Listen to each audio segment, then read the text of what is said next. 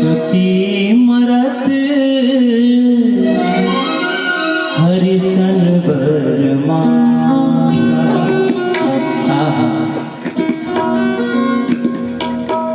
क्या मांगा कि सती मरत हरिसन बरमा।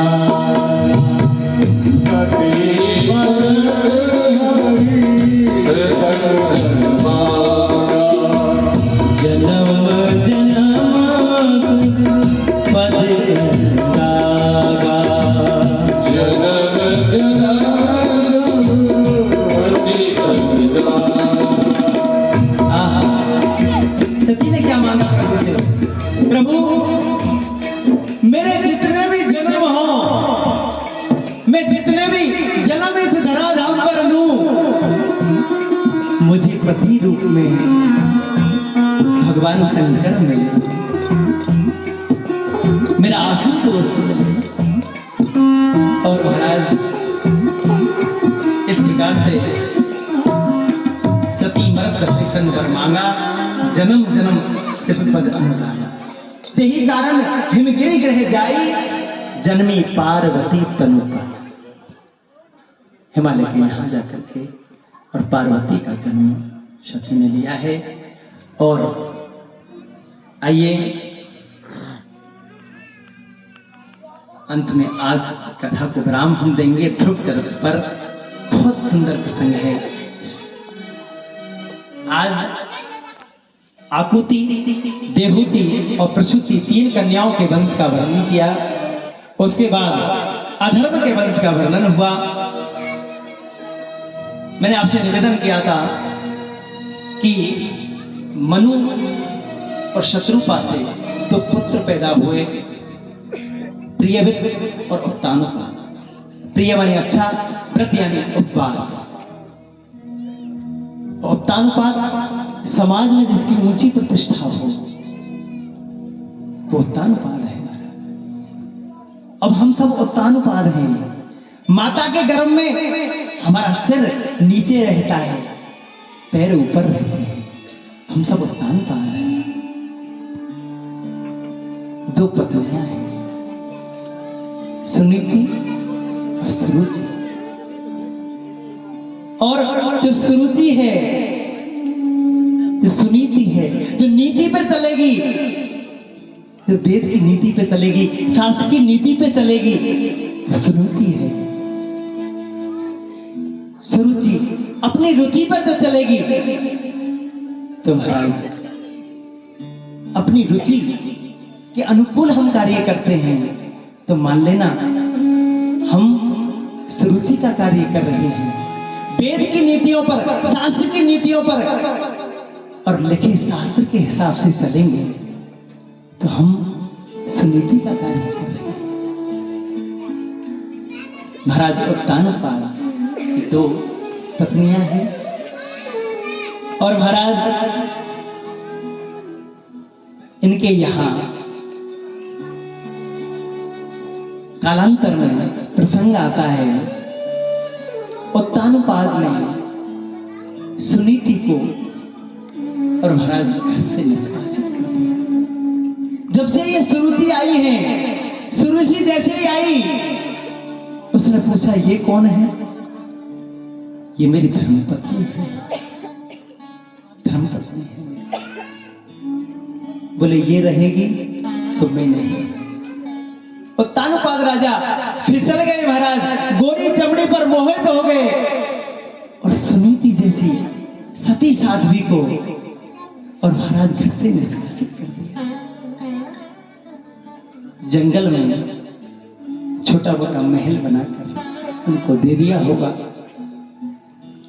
और सुनीति के यहां एक सुंदर पुत्र का जन्म हुआ। सुनीति कैसी है? जहां कथा होती है, भागवत होती है, संतों का समागम होता है और महाराज जहां सत्संग होता है, सत्संग में रुचि है सुनीति। और महाराज एक दिन संत बैठे थे, संतों ने कहा देवी हम आपको कुछ देना चाहते हैं, कुछ मांगो। देखिए महाराज, जो कुलीन नारियां होती हैं, कुलीन मातृशक्ति का भाव देखिए महाराज।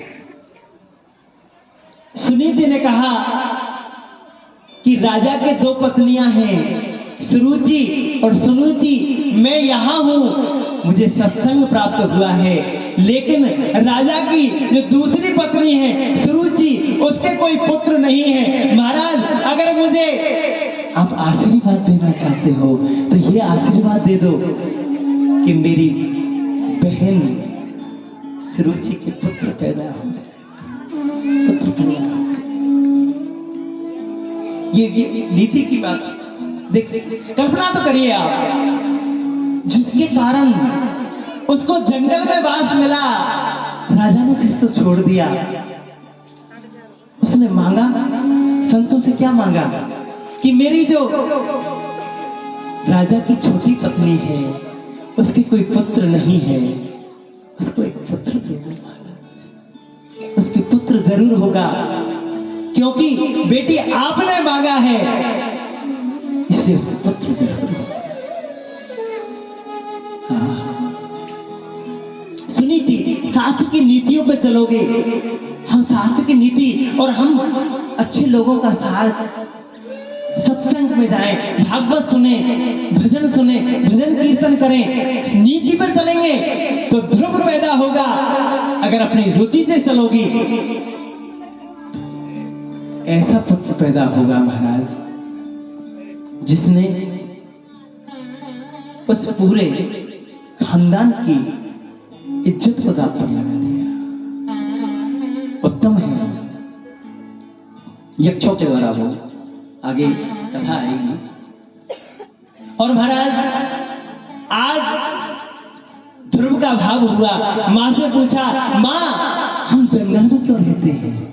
और मैंने सुना है तुम तो रानी हो, राजा की पत्नी हो, हम जंगल में क्या कर रहे हैं? बहुत समझाया। आज भाव हुआ कि मैं पिता से मिलकर, ध्रुव आ रहे हैं। आते ही महाराज, राजा सिंहासन पर बैठे हैं। ध्रुव का भाव हुआ, ध्रुव का जो भाई है, सुरुचि का जो पुत्र है, उसको राजा अपनी गोद में लेकर के खिला रहे हैं। ध्रुव का मन हुआ, बाल मन होता है, अपने पिता की गोद में जाना चाह रहे हैं। पिता का मन हुआ और पिता ने जैसे ही अपनी गोदी में लेना चाहा, सुरुचि आ गई, खबरदार जो इस पुत्र को आपने हाथ लगाया तो। क्यों? इस पुत्र को नहीं ले सकते आप। क्रांति हो गई महाराज। राजा ने कहा, क्यों नहीं ले सकता? आप इस पुत्र को इसलिए नहीं ले सकते कि इसने मेरी कोख से जन्म नहीं लिया है। अगर ध्रुव को आपकी गोदी में बैठना है, इस सिंहासन पर बैठना है, तो महाराज इसको मेरी कोख से जन्म लेना होगा। ये भगवान की तपस्या करे जंगल में जाकर के, और तपस्या के फलस्वरूप भगवान प्रकट हो जाए और भगवान इससे आकर के कहें कि ध्रुव मांग तुझे क्या चाहिए। तो ये ध्रुव क्या मांगे कि मैं मातृगर्भ में जाऊं, सुरुचि की मातृगर्भ में जाऊं।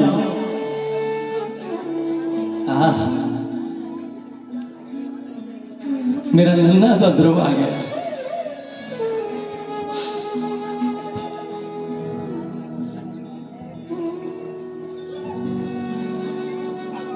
आज माता से जाकर के कहा कि मां, क्या मैं राजा का पुत्र नहीं हूं? क्या मेरी मां, तू जंगल में रहती है? अरे मुझे तो आज पता लगा है तू चक्रवर्ती सम्राट की पत्नी है, और तुझे उस रानी के कहने से तुझे निकाल दिया गया।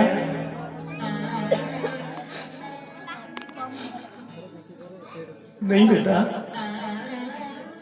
ऐसा नहीं। मैं एक एक शब्द का बदला लूंगा।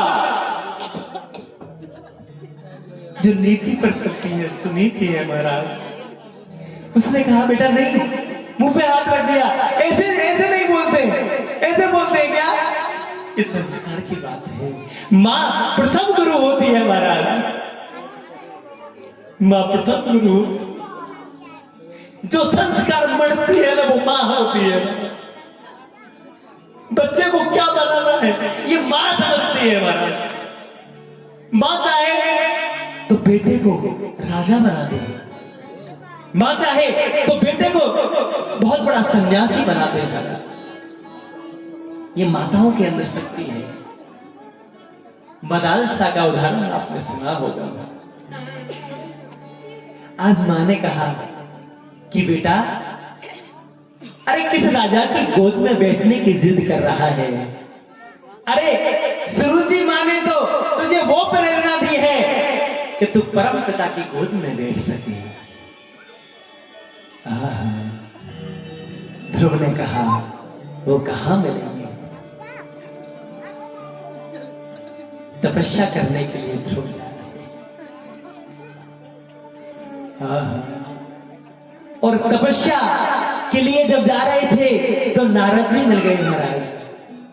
और नारद जी ने कहा उस छोटे से बालक से, कहां जा रहे हो? भगवान को प्राप्त करने जा रहा हूं। परीक्षा लेके देखी कि ये परीक्षा में पास होता है कि नहीं। और महाराज नारद जी ने कहा, अरे लौट जाओ, जंगल में बहुत बड़े बड़े शेर रहते हैं, वो तुम्हें खा जाएंगे, तुम्हारा नाश्ता कर देंगे। ध्रुव ने कहा कि उस सिंह में भी मेरा परमात्मा है, उस सिंह में भी मेरा परमात्मा वास करता है। नारद जी ने देखा ज्ञान भी है। अरे भूख लगेगी, क्या खाओगे?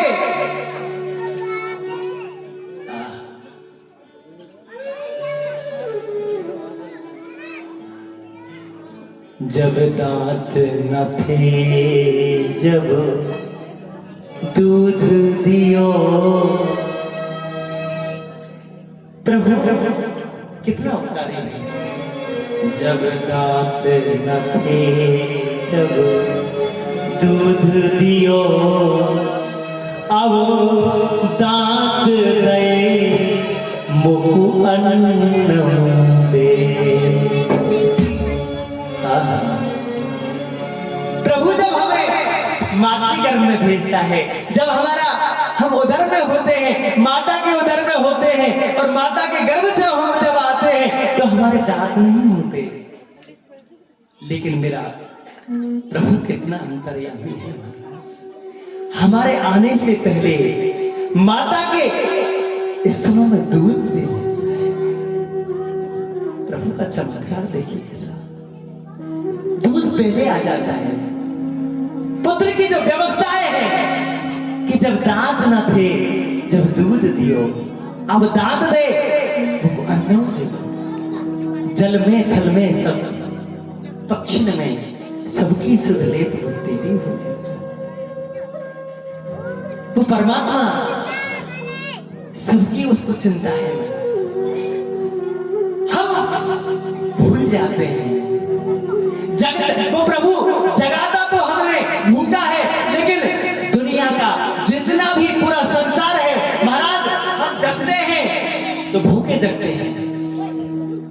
लेकिन मेरा गोपाल किसी को भी भूखे पेट नहीं सुनाता है, भूखे पेट नहीं सुनाता। आज छोटा सा ध्रुव भगवान की तपस्या करने के लिए, भगवान को प्राप्त करने के लिए और जंगल में पहुंच गया महाराज और तपस्या प्रारंभ कर दी।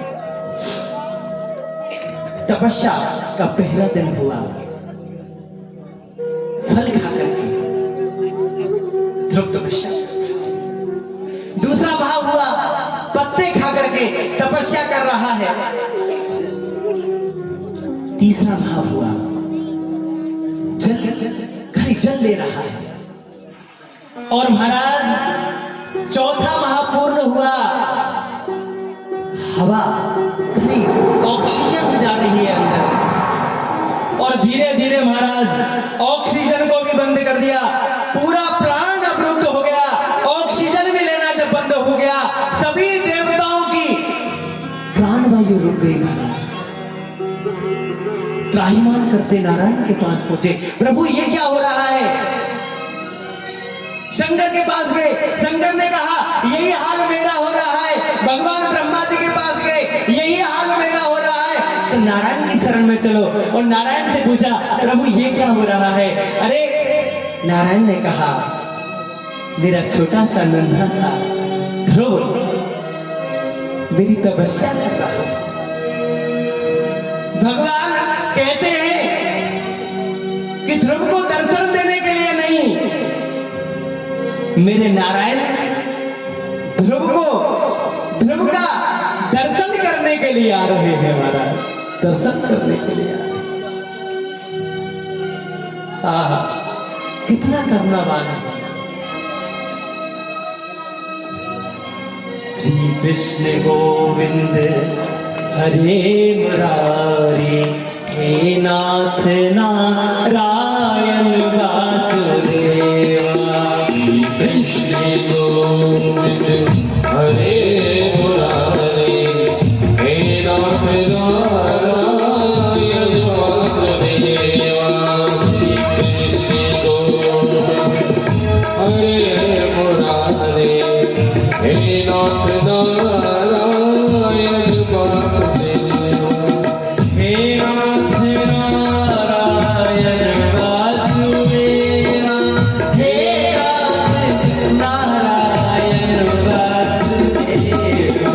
श्री कृष्ण गोविंद हरे मुरारी, हे नाथ नारायण वासुदेवा।